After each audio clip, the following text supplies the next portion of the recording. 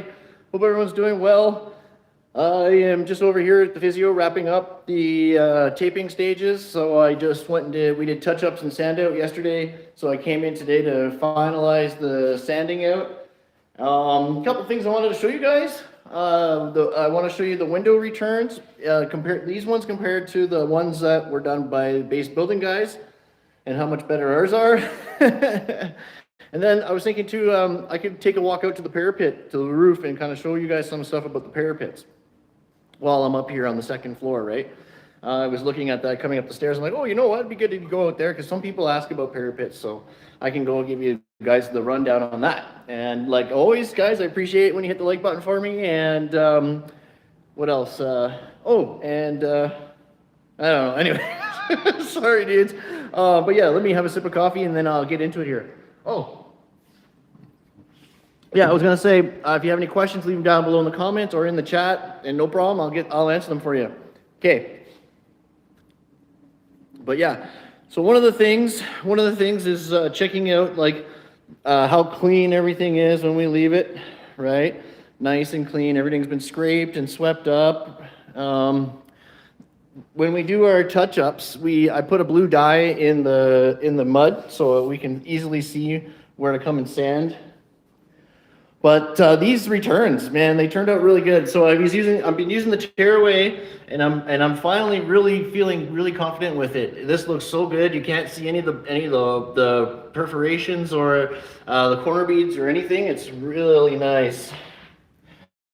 And you can see the little plastic line, the white line. So this mud here will wipe off with water, but you don't really want to do that yet because you don't want water to get on the return. So you paint it first and then you'll wipe this with water to clean it. But you can see that it gives it a little bit of separation between the mullion and the tearaway. Okay, a nice little black line, okay? And then it gives you that nice plastic white line. So when you paint it, you can paint this too, but it gives you that nice separation. It's really, really nice stuff. Now, remember how nice this looks and professional. I'm going to go out and I'll show you how hopefully you guys can see that good enough, but yeah, there it is, nice and close up. Right on. See how beauty that is? Okay, that's aces, right?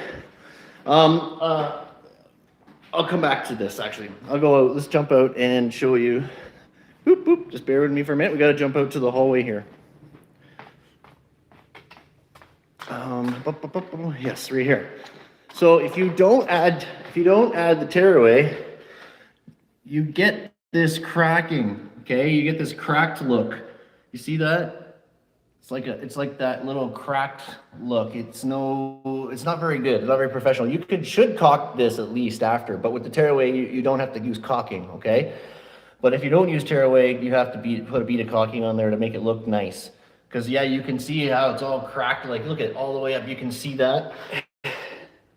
And then yeah, if you're looking on this one here, right, you can see it as well. It's not very neat. You just looking at it, right, you can tell the difference.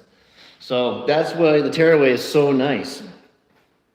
So anytime you go into concrete or into like a window mullion like that, use the tearaway. Simple, simple, simple. So we added these bulkheads across so that we can separate the T-bar ceiling when we come back to do T-bar. Okay, we have one system for the lobby. So this is a front lobby area with the mechanical room in there. So they got nice big lobby area. So the patrons will come in through there, and the doors are all sliding pocket doors. And one of the things that I like, just look at how nice, just to show you again, like see how nice that looks? Like, whoa, right? Way nicer, way nicer, you know? And then after it's painted and cleaned this up, it's gonna look so nice. But look at that, so nice line, right? But yeah, so when we're drywalling, like I was showing, I have a video coming out on exactly how to drywall all these walls. Whether it's pocket door or not, you can still do it this way. And that's to land your sheets halfway on the floater studs, okay? So that way you can put the joint above the door. Beautiful, right? Only a little bit of taping there, done, okay? And on the outside, because the pocket door studs don't line up to the wall studs, so laydowns, right? We just do laydowns. And we only had 10-foot sheets, so we just go to the closest 10 foot. but you can see how the doors are real nicely hooked, you know, beautiful hooking.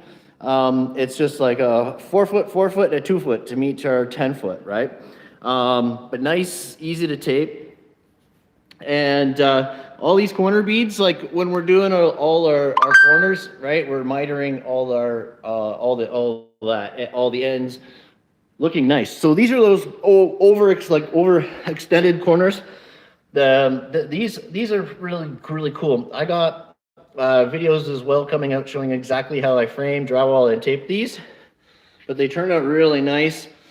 This one here, I never really taped one like this before. See how it's like inverted like that? That was actually the easiest one to tape out of all 4 of these, believe it or not. So it looked intimidating. I'm like, oh man, how am I going to tape that? But it was so easy. It was the easiest one out of all 4 joints, right? But you can see now how it finishes, right? Nice and strong at the end, right? With our floaters and all that tied in nice. Like this stuff is so strong now, it's not going nowhere, right? But again, I have video coming on that as well. So this job was crazy. So if you guys remember this job in particular, we had to frame it twice. So we laid it out twice. There was some mix-ups. This demising wall here had to get moved back that way. And then we framed it again. We waited for a long time in between framing as well, which is crazy. But yeah, this is their office. So they had insulation in here, insulation in this room on the other side, and then insulation in this office. I'm not so sure how well the insulation is going to work because this pocket door leaves a lot of space. Like this is not insulated here. You know what I mean? And so when the door is shut, like there's all that empty space, plus it's just T-bar above, right? So I don't know how well that will work. This is like a nurse's washing station in here, okay? And then you can see like all the blue spots for touch-ups, right? So a lot of times in the corners, like you got to touch up a little spots like that, right? If you know, because when you're using the flushers, sometimes if there's not enough mud, it'll leave gaps, right? But that's that. And then this is the staff area back here, staff bathroom. Hey, right on, man. Boondocking with Boomer. I love it. That's dope, man. Right on. So the water heater is going on top of that, but this is for the refrigerator. And then there's going to be like a little kitchen and then a sink and microwave and all that in lunch table in here. Staff bathroom. And yeah, I hope you're doing well too, Boondock Bro. Hey, right on. I still got some stuff. This is the worst. When I was sanding out yesterday, I found that the box was blown a bit. So yeah, I got some mud kind of drying over there. I need it to dry because it was a little too wet. But yeah, before I go, I got to hit that one last time, and then I'll give them a picture saying just make sure to sand around that before they paint. But everything else is good to go. Now let's go outside and check out the parapets. I want to show you that real quick while I'm here. And yeah, I got to get going. We're framing across the street right now. Murat and his buddy is over there right now doing layout. And I'm gonna go join them. We got to do some framing over there. I got to do some stuff at the job next door to that one too. But yeah, let's take a look here at the roof and the parapets. Hopefully I can get back in. Yeah, I should be able to, no problem. That's okay. I can always call someone to let me in. Anyway, so these are pretty high parapet. And you get an idea here. So the membrane, this membrane wraps over top. Okay, there's still going to be a cap on here, I bet, or maybe not. Maybe not. I think there is though, but they're probably manufacturing that. So a lot of times there'll be like some sort of cladding on it and cap. Okay, I have a feeling the cap is still coming. But yeah, you can see when we're doing steel stud, right? This is what we're talking when we're saying parapets. Okay, so the scuppers are below the gravel, so there'll be holes in the parapet for which we call scuppers for drainage. You can see one right there. Right there, that hole is a scupper. That's what we call a scupper. So make sure to always ask where the scuppers are and the elevations and stuff for that. when doing parapets. But this is the thing, right? You'll set up, what we do is we set up if this is on top of Q decking, we'll just set up a rotating laser in the middle, and then we get our elevations right from that, just using boom, boom, boom, boom. Okay, same shit. The roof might be sloped, right? Might be sloped, and that's why we set up a rotator in the middle and then just frame it out. Sometimes the parapets are in like, they have to match the exterior walls. Okay, so if there's iron and Q deck separation, you got to make sure you're shooting up like with an offset your walls, and yeah, just frame them to that, right? So they all got to match. Sometimes they're floating on the outside, and then this actually is a part of the wall, and it goes on the outside of the steel, and it'll come straight up and have different elevations or whatever. But yeah, that's what the parapets are, boys. The sun's probably just too much though to see anything really. But yeah, there's gonna be insulation in there, like a foot above the Q decking, so there won't be any insulation from the gravel up, and you can see they got vents in there as well. But yeah, boy, super cool, man. But yeah, you can kind of see they left base building pretty rough. So this was what base building usually is supposed to be finished, but this stuff, like, this is what it looked like first, right? Just a corner bead and then nothing on the inside, right? So, but you wanna, when you're doing your drywall returns, you want to stop them 1/4 inch to 3/8 back from the window mullion, right? So that you can fit the tearaway in. You can get flat tearaway, you can. But the one that goes in, I find, gives a nicer finish. But yeah, this is a nice unit here. Holy, nice corner. Oh, what a mess back there. Look at all the lumber. Holy boys. There's garbage over there. Lots of stuff over there. These guys who own those houses are going to be like, yo, what's up, man? Well, that's interesting. So they kept in the something in here, but they kept something in there. But it's so weird, like, why would they just, like, is it for fire rating or something? I don't know, man, but usually base building, look at, see, that's smart, putting it up, like, so when we first came, all of these transformers were on the ground. And if they're on the ground like that, the problem is there can't be a wall within a meter of it, right? So it makes for these huge mechanical rooms. And so when we first came, the unit we were in had 2 transformers in it, right? Like, something's wrong here. For one, these should be up, and 2, you should only have 1, right?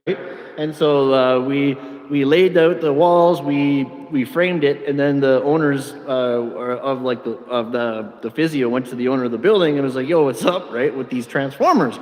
And they looked at the drawings, were like, oh crap, we made a mistake. The demising wall was in the wrong spot, the transformer was in the wrong spot, and all of the transformers were on the ground in this whole building. The electrician had to come back and put them all up. Oh my god, I kind of felt bad. But I was like, well, it's how it's supposed to be, right? So no, it's good. It's good. And then they had it redesigned. We came back, we did layout again and framed again. So another one complete, boys.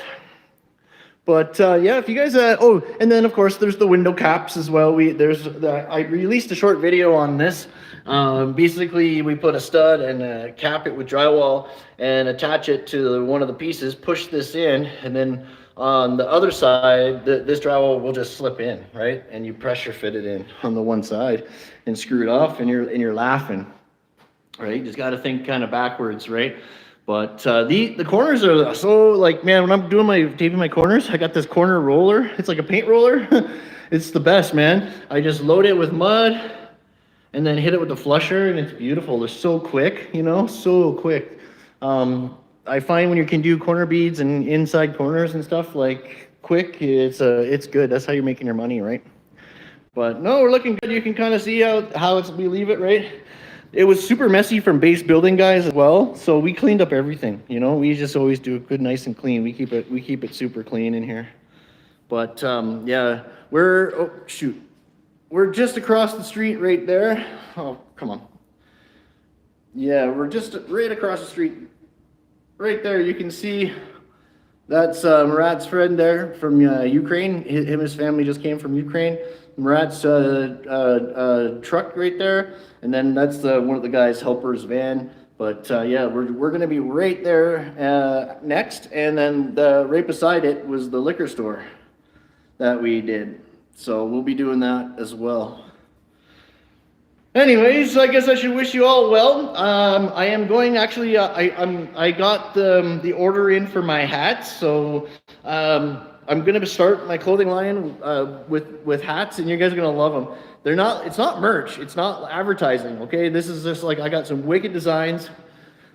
My channel name isn't. You won't even visibly be able to see it on the graphic. It's gonna be on the tag. Okay, but you won't see. They're gonna be wicked. Finding shirts has been a nightmare, guys. Nobody wants to sell me shirts. Nobody. I'm like, give me buy 200 blank shirts, and nobody wants to sell them. The guys who are selling them they want too much money and don't have enough stock. It's been a nightmare. Canada is the hardest freaking country to start any kind of business in. It's just awful, man. Nobody wants to ship here, and even the hats are I'm not gonna make any money on them. I want to get them out and test and see if people like the designs and stuff, and then of course give away some free stuff and hopefully sell some, make my money back. But we'll see how it goes. That's coming soon. But yeah, have a great day, guys. Actually, so it'll take about 2 to 3 weeks to ship. And then I just have to get them printed. So I would say in like 5 to 6 weeks, I'll have some clothing to send out to all the members. And we'll just, yeah, boom, boom, boom. All right, guys. I'll talk to you later, man. Thank you for hitting the like button for me, guys. I appreciate you. And if you guys have any questions, please leave them down below in the comments. I'll be sure to get back to you. We'll show you what's going on next at the Essos. It's an Esso station we're framing. So, all right. We'll see you there, guys.